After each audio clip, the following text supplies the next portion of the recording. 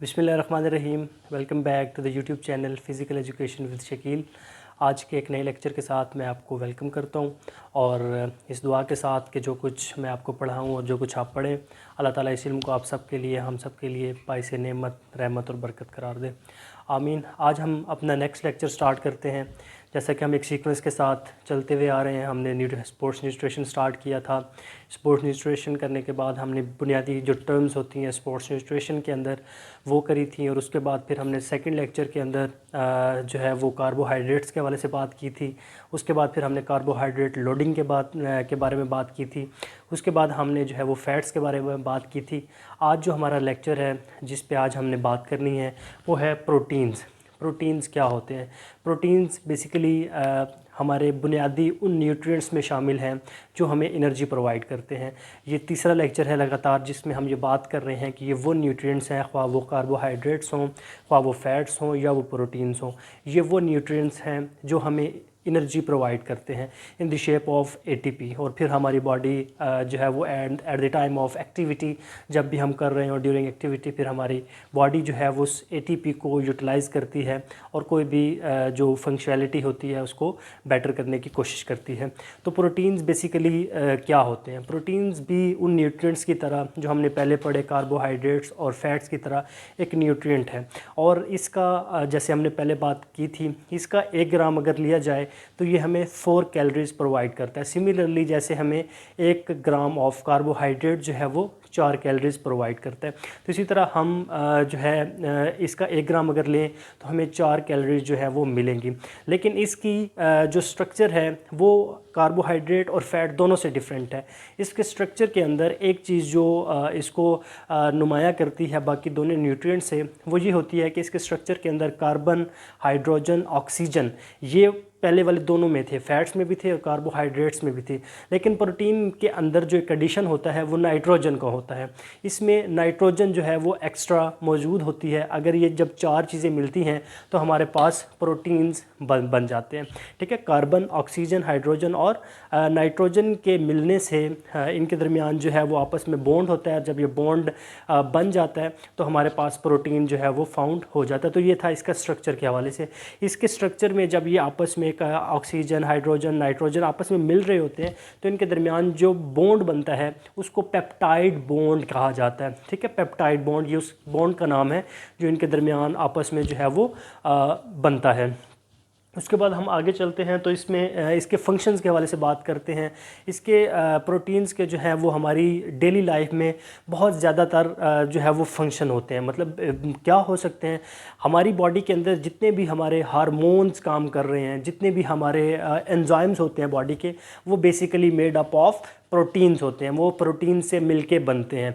उसके बाद जो सेकंड इसका फंक्शन होता है वो ये होता है कि जब भी हम कोई एक्टिविटी करते हैं, कोई स्ट्रेंथियस एक्टिविटी करते हैं जिसके अंदर हमने कोई भी स्ट्रेंथ की एक्टिविटी की है या हमने एंड्योरेंस की एक्टिविटी की है, तो उसके बाद हम देखते हैं कि हमारी मसल्स के अंदर एक जो है वो टूटने का अमल हमें फ़ील होता है, जैसे हमारे मसल्स टूट रहे हैं या हमारी बॉडी जो है वो कोलैप्स कर रही है।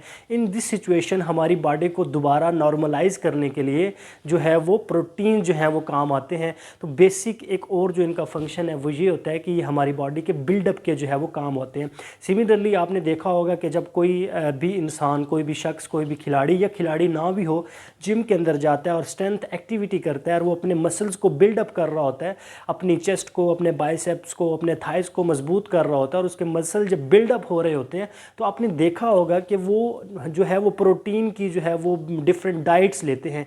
क्यों लेते हैं? क्योंकि प्रोटीन जो है वो हमारी बॉडी के मसल्स की बिल्डअप के लिए जो है वो बड़ा अहम किरदार अदा करते हैं। तो हमारे पास 2 फंक्शंस हो गए। एक हो गया कि एंजाइम्स हो गए, मतलब जो उनको बनाना और फिर जो है हमारी बॉडी के अंदर एंजाइम्स का जो फंक्शनैलिटी होती है उसको मज़ीद बेहतर करना। और सेकंड हमारे पास आ गया कि हमारी बॉडी के अंदर जो है वो उसको जो है बिल्डअप करना और कोलैप्स से बचाना।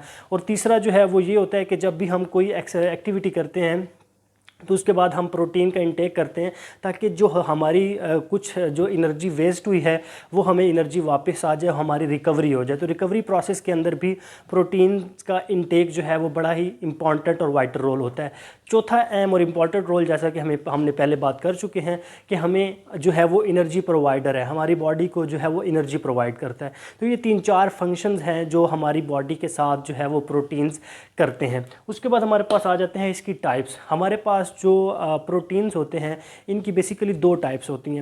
ایک ہمارے پاس ہوتے ہیں اسینشیل جو ہے وہ پروٹینز، یا جن کو ہم امائنو ایسڈز کہتے ہیں۔ ایک اور بات میں یہاں پہ کلیئر کرتا جاؤں، جیسے ہم نے پچھلے لیکچر کے اندر فیٹس کے حوالے سے بات کی تھی کہ فیٹس جو ہیں وہ بیسیکلی فیٹی ایسڈ سے مل کے بنتے ہیں، تو بالکل اسی طرح جو ہمارے پاس پروٹینز ہوتے ہیں یہ امائنو ایسڈز آپس میں ملتے ہیں، اور امائنو ایسڈز کے آپس میں ملنے کی وجہ سے ہمارے پاس پروٹینز بن جاتے ہیں سوری۔ اور اس کے بعد ہمارے پاس جو ٹائپس میں اس کی 2 ٹائپس آتی ہیں، جن میں ایک آتی ہے نان اسینشیل اور ایک ہوتی ہے اسینشیل امائنو ایسڈ، یا آپ پروٹین بھی ان کو کہہ سکتے ہیں۔ تو یہ جو ہمارے پاس اسینشیل امائنو ایسڈز ہوتے ہیں یہ بیسیکلی ان کی تعداد 9 ہوتی ہے، اور یہ کہاں سے آتی ہے؟ جو بھی ہم ڈائٹ انٹیک کرتے ہیں یہ ہماری ڈائٹ میں سے ہی ہم جو ہے ان کو انٹیک کرتے ہیں۔ مثال کے طور پہ ہم نے دودھ پیا، ہم نے کوئی دال کھائی، ہم نے کوئی گوشت کھایا، تو ان تمام چیزوں سے کیا ہوگا کہ ہم انٹیک کر رہے ہیں کن کو؟ اسینشیل امائنو ایسڈز کو۔ اس کے بعد ہمارے پاس جو دوسری اس کی ٹائپ ہوتی ہے اس کو ہم کہتے ہیں non essential amino acids. Non essential جو امائنو ایسڈز ہوتے ہیں یہ ہم خوراک سے حاصل نہیں کرتے، یہ ہماری باڈی اٹ سیلف جو ہے وہ خود سے جنریٹ کرتی ہے۔ تو جب ان کی تعداد 11 ہوتی ہے اور اسینشیل امائنو ایسڈز کی تعداد 9 ہوتی ہے، جب یہ 20 امائنو ایسڈز کمپلیٹ ہو جاتے ہیں تو ہم پھر اس کو کہتے ہیں کمپلیٹ پروٹین ہے۔ ایک کوئی بھی خوراک اگر اس میں یہ 20 جو ہے وہ یکجا ہو جائیں، 20 اسینشیل اور نان اسینشیل دونوں اکٹھے ہو جائیں، تو ہم اس کو جو ہے وہ کمپلیٹ پروٹین کا نام دیتے ہیں۔ اس کے بعد ہمارے پاس آ جاتا ہے are D A. R D اے ایک بڑی زبردست ٹرم ہے، اور ہو سکتا ہے کہ ان کلاسز کے بعد، ان لیکچرز کے بعد ہم ایک ویڈیو جو ہے وہ آر ڈی اے پہ بنائیں کہ وہ آر ڈی اے کیا ہے۔ یہاں پہ میں تھوڑا سا اس کو ٹچ کرتا ہوا گزر جاؤں گا، اور اس کی ڈیٹیل کے ساتھ انشاءاللہ ہم علیحدہ سے ایک ویڈیو بنائیں گے۔ Are D a stands for recommended dietary allowance, ٹھیک ہے۔ ریکمینڈڈ ڈائٹری الاؤنس کا مطلب یہ ہے کہ ہمیں جو ہے ہماری باڈی کے مطابق پر کے جی ہمیں کتنا فیٹ چاہیے ہے، ہمیں کتنا کاربوہائیڈریٹ چاہیے ہے، ہمیں کتنا جو ہے پروٹین چاہیے ہے۔ تو یہ سارا جو ہے باقاعدہ ہم ایک چارٹ کی شکل میں، یا ہم اس کو پریزنٹیشن کی شکل میں انشاءاللہ تعالیٰ آنے والے لیکچرز کے اندر ہم کریں گے۔ یہاں پہ میں تھوڑا سا جو ہے وہ صرف ایک اس کو ٹچ کرتے ہوئے گزروں گا، کیونکہ ہم ڈیٹیل پہ اس میں انشاءاللہ ایک اور ویڈیو جو ہے وہ بنائیں گے تاکہ آپ کے جو ہے مزید کانسیپٹ، تو یہ بڑی امپورٹنٹ ٹرم ہے۔ جب بھی آپ نیوٹریشن پڑھیں تو اکثر بیشتر جو ہے وہ آپ سے نیوٹریشنلسٹ یا کہیں بھی آپ ٹیسٹ یا انٹرویو دینے جائیں تو یہ ٹرم جو ہے یہ آپ سے پوچھی جاتی ہے کہ what is R D A? R D A of carbohydrate, R D A of fats, R D A of protein. تو انشاءاللہ اس پہ ہم جو ہے وہ علیحدہ سے ایک جو ہے ویڈیو ریکارڈ کریں گے اور آپ کے ساتھ انشاءاللہ تعالیٰ شیئر کریں گے۔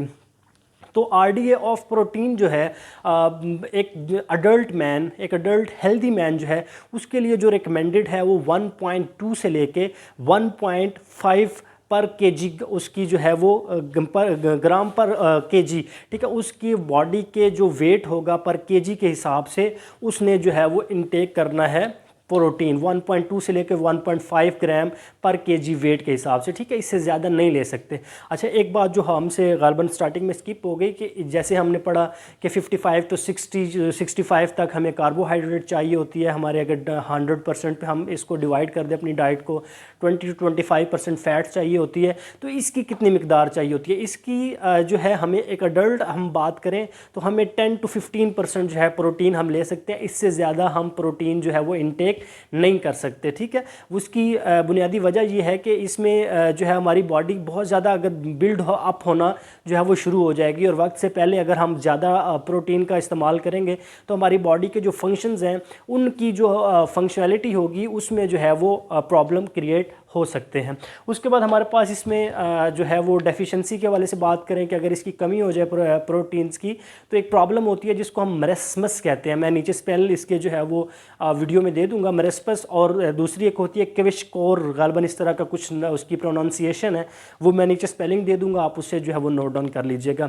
تو یہ آج کے ہمارا جو لیکچر ہے میں اس کو سم اپ کرتا ہوں۔ سب سے پہلے ہم نے پروٹینز کے حوالے سے بات کی ہے کہ پروٹینز کیا ہوتے ہیں، پروٹینز کی جو ہے وہ اسٹرکچر کیا ہوتا ہے، پھر ہم نے اس کے فنکشنز کے حوالے سے بات کی ہے، پھر ہم نے اس کی ٹائپس کے حوالے سے بات کی ہے، اسینشیل کیا ہوتے ہیں، نان اسینشیل کیا ہوتے ہیں، کمپلیٹ پروٹینز کیا ہوتے ہیں، پھر ہم نے اس کے آر ڈی اے کے حوالے سے بات کی، اور ایٹ دی اینڈ ہم نے اس کی ڈیفیشنسی کے بارے میں بات کی ہے۔ تو امید کرتا ہوں کہ آپ کو یہ آج کا جو لیکچر ہے میرا یہ سمجھ آئی ہوگی اور آپ نے اس سے بہت کچھ سیکھا ہوگا۔